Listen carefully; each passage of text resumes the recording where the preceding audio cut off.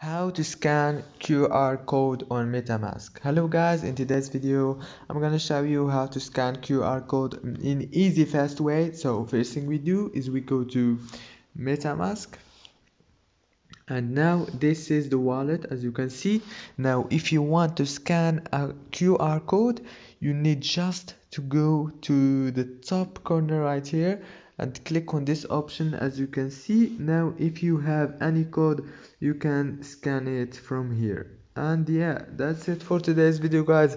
If this video was helpful for you, please don't forget to like and subscribe, and thank you so much for watching till the end. Thank you so much and see you in the next video.